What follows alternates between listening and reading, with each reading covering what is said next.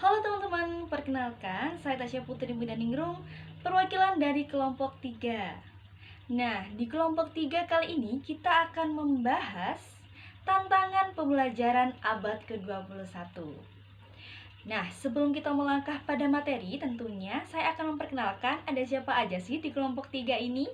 Yang pertama ada Wahyu Restu Putri, yang kedua ada Sherly Toga, yang ketiga ada Rivaldo, yang keempat ada Livinus Resi, dan yang kelima saya sendiri.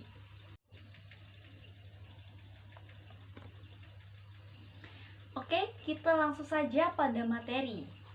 Nah, di sini sebelumnya teman-teman udah pada tahu belum sih apa itu pembelajaran abad ke-21? Oke, langsung kita bahas ya. Pembelajaran abad ke-21 adalah pembelajaran yang dirancang untuk generasi abad ke-21 agar mampu mengikuti arus perkembangan teknologi terbaru tentunya, terutama pada ranah komunikasi yang telah masuk ke sendi kehidupan kita saat ini. Maka dari itu, siswa sekarang diharuskan bisa menguasai 4 keterampilan belajar atau yang biasa disebut dengan 4C. Oke, sebelum kita membahas apa sih 4C itu? Nah, perlu Anda ketahui, pembelajaran abad ke-21 ini juga mempunyai prinsip loh. Apa aja sih prinsipnya? Yang pertama, prinsip pembelajaran abad ke-21 yaitu harus berpusat kepada siswa. Yang kedua, pembelajaran harus kolaboratif. Yang ketiga, belajar harus memiliki konteks. Dan yang keempat, sekolah harus terintegrasi dengan lingkungan masyarakat dan sosial. Oke, kita kembali pada 4C. Apa sih 4C itu? 4C adalah konsep dalam pembelajaran abad ke-21. Dan 4C sendiri yaitu yang pertama, creativity and innovation, yang kedua, collaboration, yang ketiga, communication, dan yang keempat, critical thinking and problem solving. Yuk kita kupas satu persatu. Yang pertama, creativity and innovation, daya cipta dan inovasi. Pada elemen ini akan mengajak siswa untuk bisa membiasakan diri dalam melakukan dan menjelaskan setiap ide yang ada pada dirinya. Aktivitas ini bisa menjadikan sudut pandang siswa menjadi lebih luas dan terbuka dengan setiap pandangan yang ada. Yang kedua, collaboration atau bekerja sama. Pada elemen kerjasama ini akan mengajak siswa untuk belajar membuat kelompok dan menyesuaikan diri. Pada dasarnya tujuan kerjasama ini agar bisa membantu siswa bisa lebih efektif dengan orang lain dan meningkatkan empati serta mau menerima pendapat yang berbeda.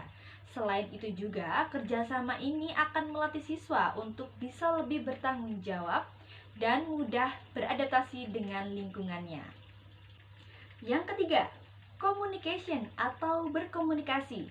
Pada elemen ini akan meminta siswa untuk bisa menguasai atau mengatur dan membuat hubungan komunikasi yang baik dan benar secara tertulis, lisan maupun multimedia. Siswa akan diberi waktu untuk mengelola hal tersebut dan menggunakan kemampuan komunikasi untuk berhubungan seperti menyampaikan gagasan, berdiskusi, hingga memecahkan masalah yang ada. Yang keempat, critical thinking and problem solving atau berpikir kritis dan pemecahan masalah. Elemen ini merupakan elemen yang paling penting pada pembelajaran abad ke-21. Karena berpikir kritis dan pemecahan masalah akan mengajak siswa untuk bisa berpikir secara deduktif dan induktif, secara mandiri, yang bertujuan untuk menguasai dan mampu menyelesaikan masalah yang rumit. Keempat elemen di atas merupakan instrumen yang bisa membuat siswa bisa beradaptasi dan berkembang pada pembelajaran abad ke-21 ini. Nah, sekarang apa sih peran dan kompetensi pembelajaran pada abad ke-21 ini bagi siswa? Peran siswa dalam pembelajaran ini yang pertama, bisa belajar secara kolaboratif. Yang kedua, belajar berbasis masalah. Yang ketiga, memiliki kemampuan high order thinking. Yang keempat, belajar mengajukan pertanyaan.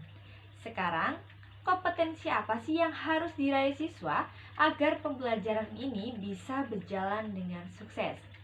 Di sini ada istilah way of thinking, artinya adalah cara berpikir. Siswa harus bisa memiliki keahlian untuk memiliki cara berpikir yang bisa menjadi bekal untuk mengarungi di pembelajaran abad ke-21 ini. Yang kedua, istilah skill of living in the world. Maksudnya adalah cara seseorang untuk bisa hidup pada dunia abad ke-21. Kemampuan yang sangat relevan pada abad ke-21 ini adalah tanggung jawab sosial secara individu maupun masyarakat. Yang ketiga, ways of working. Maksudnya adalah cara kerja atau upaya yang harus siswa kerjakan. Dengan mengetahui konsep 4C yang sudah kita jelaskan tadi, maka siswa pada pembelajaran ini harus mampu bekerja secara mandiri dan kolaborasi. Yang keempat, tools of working. Nah, di istilah ini, manusia bisa maksimal untuk bekerja secara mandiri maupun grup. Mereka harus bisa mengoperasikan segala bidang yang berhubungan dengan teknologi, informasi, dan komunikasi. Sekarang, bagaimana sih karakter dan peran guru dalam pembelajaran abad ke-21 ini? Peran guru pada pembelajaran abad ke-21 ini, yang pertama, harus resource linkers. Yang kedua, pembangunan karakter pada siswa. Yang ketiga, menanamkan entrepreneurial mindset pada siswa. Yang keempat, mengajarkan pemikiran secara kritis. Yang kelima, menciptakan tantangan kepada siswa. Yang keenam, membangun komunitas belajar. Sedangkan untuk apa sih karakter guru saat ini yang harus ada agar siswa menjadi penerus bangsa yang maksimal, terutama pada pembelajaran abad ke-21 ini?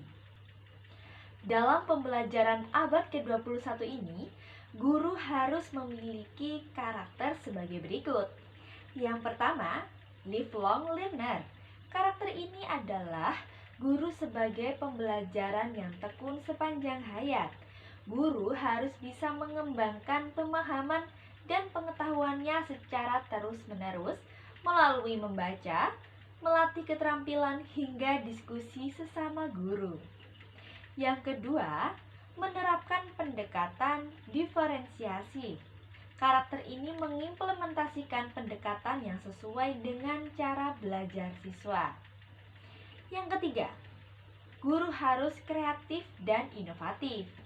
Guru dituntut untuk bisa memberikan pembelajaran yang bagus dan sumbernya juga tidak boleh monoton.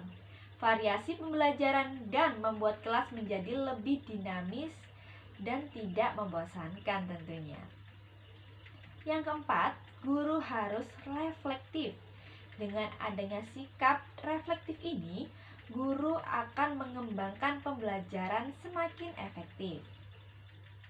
Yang kelima, kolaboratif. Salah satu karakter yang bisa membuat pelajaran ini menjadi istimewa adalah keterlibatan guru dan murid untuk bisa bekerja sama. Yang keenam, mengoptimalkan teknologi. Nah, ini adalah karakter yang utama dari pembelajaran abad ke-21, di mana teknologi berperan penting saat ini. Jadi, guru juga harus bisa mengoperasionalkan teknologi yang berkembang saat ini. Dan yang terakhir, menerapkan student centered. Pada karakter ini, pembelajaran akan berpusat pada siswa, dan guru hanya bisa menjadi fasilitator saja.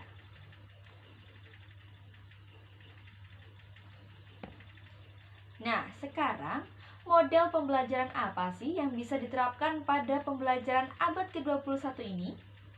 Yang pertama, model problem-based learning. Yang kedua, discovery learning. Yang ketiga, production-based training. Yang keempat, inquiry learning. Yang kelima, project-based learning. Dan yang keenam, teaching factory. Selanjutnya, apa saja sih tantangan terhadap pembelajaran abad ke-21 ini? Yang pertama, banyaknya penjajahan terhadap alat teknologi yang menyebabkan siswa menjadi malas. Yang kedua, pengaruh globalisasi. Yang ketiga, perkembangan teknologi yang pesat akan berpengaruh terhadap berbagai aspek kehidupan. Oleh karena itu, guru harus memiliki sikap kreatif dan inovatif saat pembelajaran. Dari kurikulum 2013, guru harus memiliki penilaian kompetensi keterampilan yang dilakukan pendidik harus mengukur keterampilan melalui 4C yang sudah kita bahas tadi, melalui critical thinking, creative, communication, and collaboration. Untuk penilaian kompetensi sikap, dititik beratkan pada karakter nasionalisme, kemandirian, religius, integritas, dan gotong royong. Sedangkan untuk penilaian kompetensi pengetahuan harus dengan model penilaian high order thinking. Itulah yang harus dilakukan seorang guru untuk menghadapi tantangan-tantangan pada pembelajaran abad ke-21. Nah, teman-teman, itulah tadi presentasi dari kelompok 3 mengenai materi pembelajaran pada abad ke-21. Saya mewakili teman-teman, apabila ada salah kata dan kurangnya, saya mohon maaf yang sebesar-besarnya. Terima kasih telah menyimak presentasi kita mulai awal hingga akhir. Semoga bisa bermanfaat bagi teman-teman semuanya ya. Dan terima kasih, sampai jumpa.